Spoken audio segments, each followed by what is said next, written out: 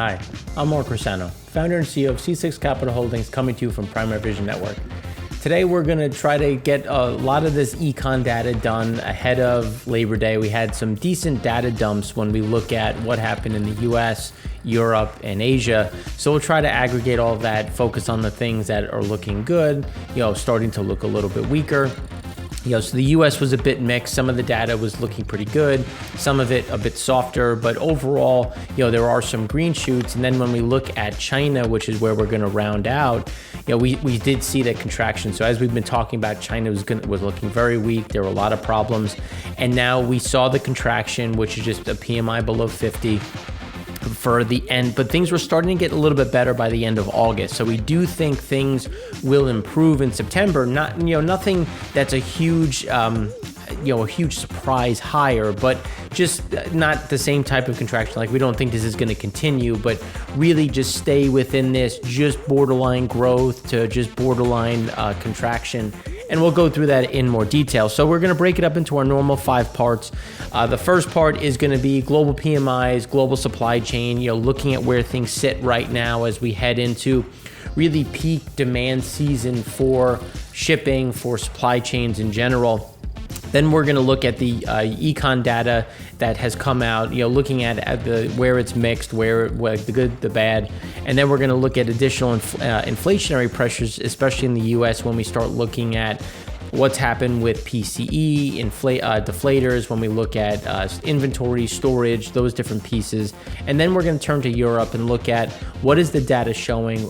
We did see some inflation surprising to the upside. What does that inflation look like? What does growth look like?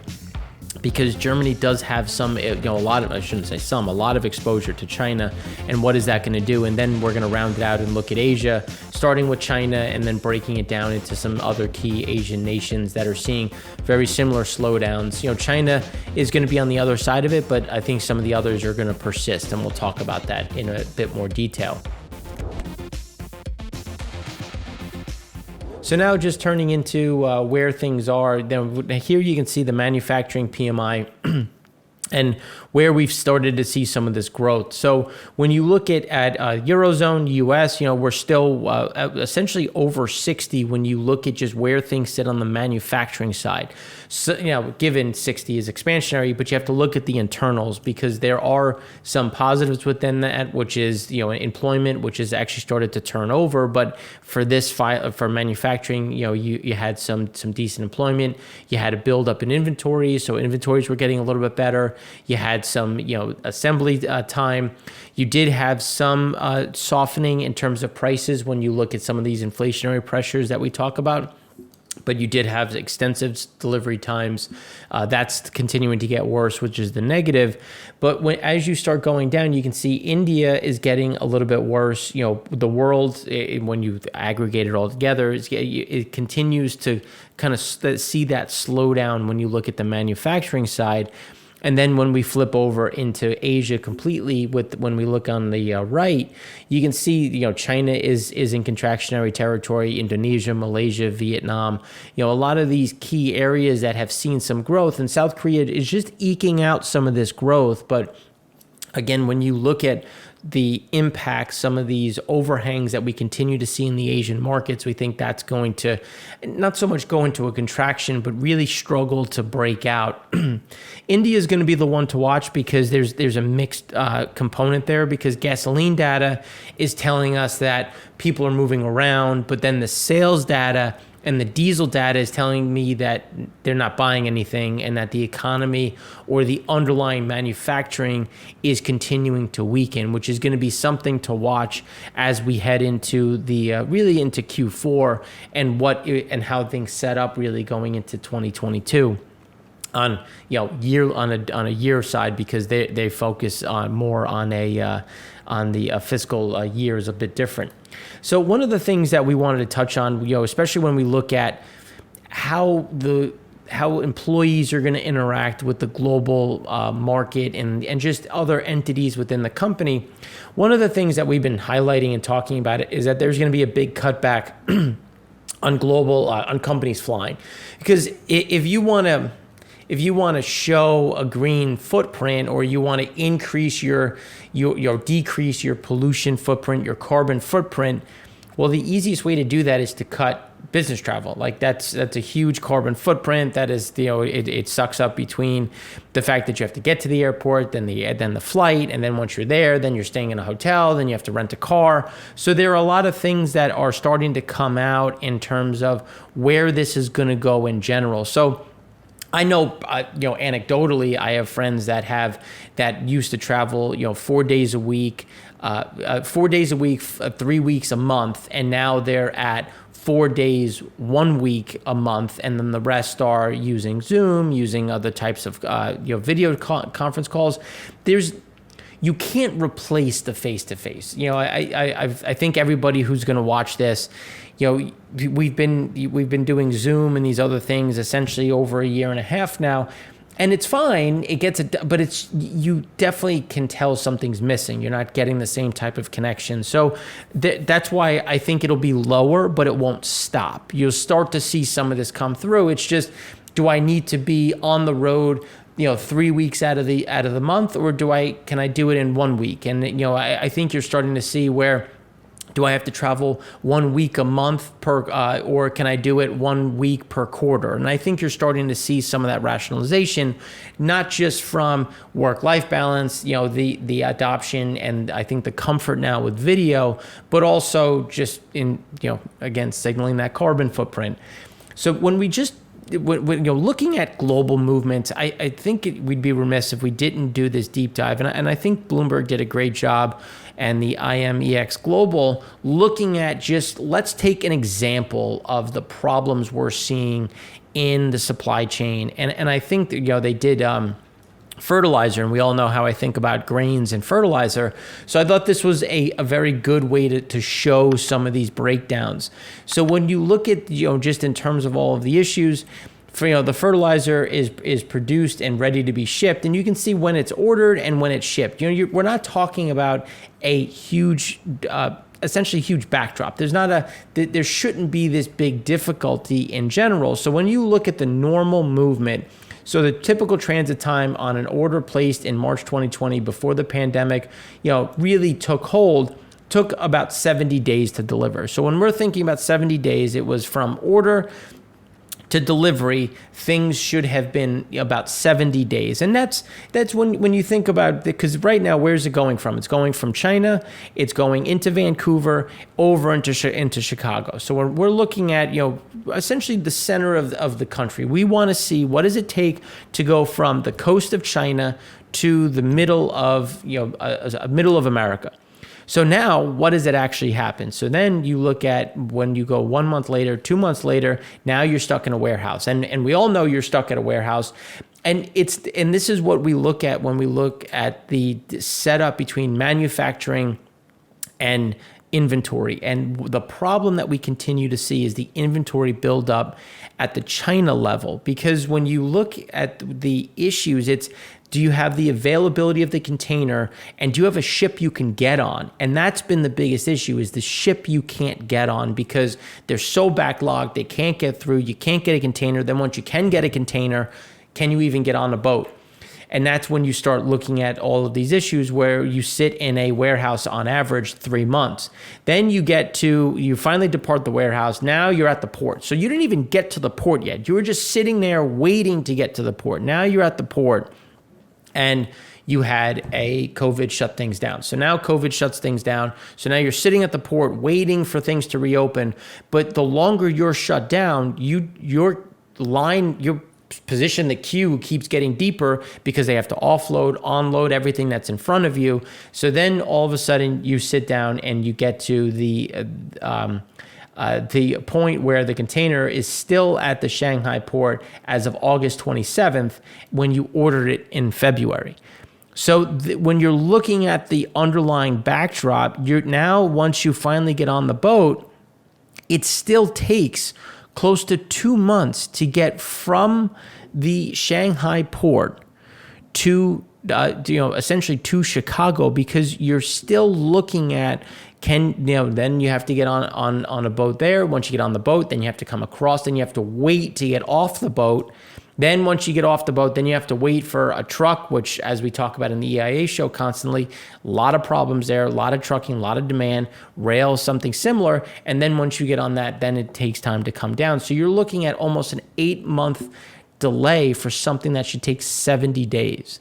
So this is what, and because we have such a broad issue, the time to essentially compress this back down is taking longer and longer, especially as we come into really peak demand when we're thinking about how are things going to move for Christmas, for the holidays. This is when we start to see some of these peak demand, which again is going to put additional pressure on the underlying market. Which is why when we start looking at the Baltic Exchange Dry Index, new highs. When we look at container rates as we go through the different containers, this is why we continue to see this surge.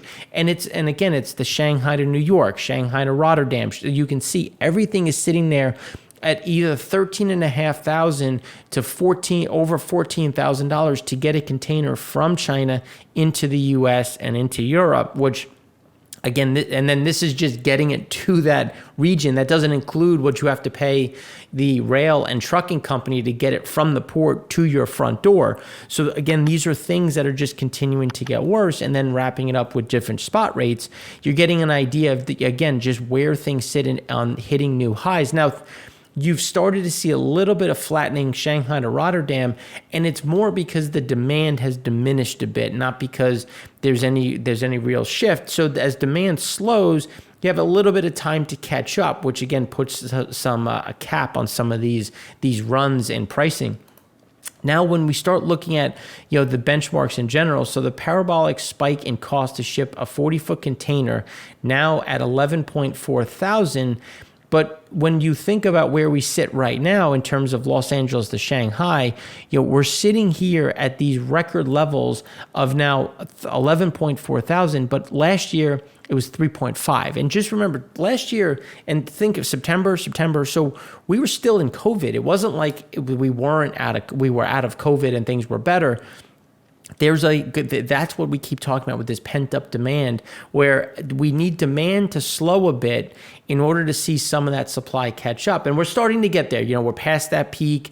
Not to say that, again, that we're contracting, but we're starting to see some of this demand get filled, and then you'll start to see some of that drag. But then you have inventory rebuild, which is something that we're going to talk about in the next few segments. But then when you start looking at what are causing some of the issues, well, you continue to see the issues with chips, with world semiconductor sales reaching new highs, and the year-over-year change. You get an idea of just how big this is, but you have to look at the value of it, because you're looking at the sales in terms of value, and this is when we keep talking about value versus volume, where because there's such a shortage, people are willing to pay up, people are willing to essentially buy forward more than normal due to the supply chain issues, due to the shortfalls. We've seen Ford shut down another 2 lines.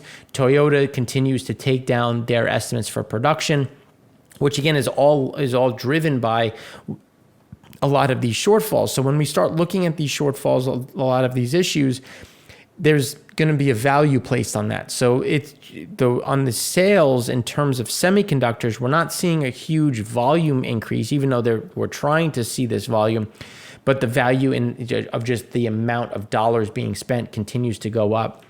And if you think about how literally chips are in everything at this point in time, this is where there's a lot of demand, there's just a lot of supply, and the price is going up is just going to get passed through. So again, that's going to be that inflationary pressure when we look at that pricing, because if you consider what we look at in terms of technology, this used to be deflationary. This was a deflationary pressure where chips were always getting cheaper. You were getting more for less, as more power, more computing power, more storage. And now we're starting to come to the other side of that and seeing some of those pressure points. So then when we start looking at the economic surprise index, now for the US globally, when you look at global, where everything is now negative, which just means that all of the hard data coming out is just missing estimates. So we're surprising to the downside, which is why we keep talking about that. You're going to start to see estimates come down. You're going to start seeing some reweighting, just given these pressure points that remain throughout the system. But then when you start looking at the recovery in terms of who is recovered, that's when you can look to the U.S., where the U.S. as seen, or as they put it, wins the G7 race to return to normal. But when you consider GDP change, what is normal and how much, when we talk about it in an episode we talked about for months, the amount of fiscal stimulus that was put into the market to get us to this point, again, is going to create some of that drag. Now, it also created growth. It pulled forward some of that demand. But now we're going to start to see some of that drag on the back end, and we're going to talk about what are those essentially lending needs that we're going to need, or borrowing needs from our perspective, and what is that going to do to rates as we go forward. Because when we consider consumer confidence versus the S&P 500, now given the S&P 500 has a lot of inputs, this is just looking at what is the consumer thinking and then what is the stock market doing. And as we continue to see, the stock market has gone parabolic. It's continued to go up after Powell had his talk at Jackson Hole. Not that we think he said anything surprising, because he really didn't, and it was our base case for what he was going to say, because we thought it was going to be more of a September event to see any type of actual meaningful date put on tapering, if you will. So again, this is something that has continued to move to the upside. So then when we start looking at, well, what could drive it? Well, let's look at the credit balances and the margin account. So free credit balance refers to the cash held in a customer's margin account at a broker-dealer. So free cash balance is calculated as the total uninvested remaining money in a margin account after margin requirements. So that's short sales, that's dividends, purchase transactions, whatever. So interest is sometimes paid by brokers on the free credit balance, but when you look at the available cash, you can see that everybody's essentially levered in. They're all in, whether, and to be fair, because it does include shorts. Nobody's short. Everyone is levered long. That could be call options to the upside. Triple levered ETFs to the upside. So you're seeing a lot of this leverage at play. So that just means that if we do get a pullback, there's gonna, the ability to buy the dip is going to be diminished. And when you have forced selling, because as things get devalued, you have the exchanges and the different accounts essentially calling your margin and issuing you a margin call. So you either have to put up more cash or you have to liquidate positions, which again will just create forced selling. And because everybody is so long, that it's going to be more of a buyer strike, because you're going to have sellers greatly outweighing the amount of buyers in the market. And then when you look at the overall consumer in terms of household, there's really been, the household debt levels have done nothing. They've really stayed sideways. But as a percentage of disposable income, it's come down because the cost of that debt has come down so much. So when you look at the debt burden, it has been diminished. So even though the debt numbers have stayed the same, the cost of that has come down, which is essentially freed up some of that disposable income, some of that income in general, to then get pushed back into the market, which again is part of the more of the positive side of, even though we have these huge debt numbers, the cost of maintaining them has gotten a bit easier. But when you start looking at, and you can always try to find bearish peaks or whatnot, not that we've had a bearish peak in God knows how long. When you look at the margin debt versus the S&P 500, this is what we've been talking about, where everybody's been just buying the dip, taking us higher. And especially when you look at the retail side, nobody's looking to sell and lock in some of these gains. So at some point you may get this, again, that forced selling, which may put in some of that top. So you're starting to get some of that margin debt coming down a bit, starting to get people a little cautious. But then you had J Powell come out and send us back to the moon. So, how much of this has come back into the market because people now feel like they missed and they shouldn't have sold in front of Jackson Hole. And here we go, up and out. So then when we start looking at, some of that, how jobs are going to change, how things are shifting over the longer term, the steady growth in remote jobs demand through COVID. So one of the things that we look at going back to 2019, you're seeing this growth in demand, and what we keep talking about is that the remote job growth is going to flatline. but we don't see it coming down that much. It's just going to essentially come sideways. And if anything, we might see a little bit more come through, because companies will say, look, I can hire someone from Ohio instead of from New York City at a cheaper rate, and that would be a benefit for me and the company, because the two biggest costs for a company is always going to be real estate and labor. So if they can do things to adjust that, where instead of having 5 floors in a high rise, you have 3, and then instead of paying people New York City salaries, you can pay them Midwestern salaries, and that all of a sudden provides some of these cost savings. So these are things that we're looking at as we try to figure out what comes next. So then when we look around the world, now we use this last week in the Frac Spread show, but we just wanted to highlight again that almost 1 in 4 people want to work from home on a global average. So this isn't just a US thing. This is a global thing in terms of how people want to interact at the office, go to the office in general, and not go to the office. So these are some of the shifts that we continue to see. And as you go through, because the global average is 1 in 4. But then when you start looking at Germany, 35% want full-time work from home. South Korea wants 25%, but then Poland 40%, Belgium 40%. And so you're seeing this, US is about that 1 in 4 side. But one of the things that we've been talking about the US the most is people prefer flex schedule. They want to be, 2 to 3 days home and 2 to 3 days in the office. And they want that flexibility so you can get some of that corporate culture while avoiding some of that travel time and some of that commute that we continue to see and talk about.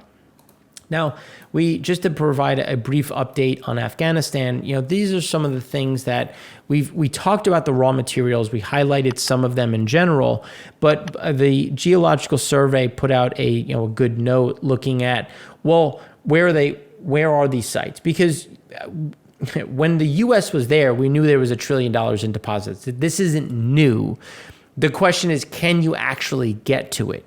Can you get some sort of comfort? Can you get some sort of freedom to reach some of these assets? So when you look at the first one, the first top left slide, and you look at what is available, a lot of that falls within the Northern Alliance. And remember, the Taliban don't control essentially north of Kabul. So they essentially control everything to the west, everything to the southeast. When looking at the chart, as you go to Pakistan, as you go to Iran, Turkmenistan, but as you get to Tajikistan, that's when you start to see this pressure, because the Tajiks within Afghanistan are anti-Pakistan, anti-Taliban. So they're a big part of the Northern Alliance. So when you look at that Northern Alliance, how much is China going to be able to consume? Because China is looking at this, other countries are looking at this.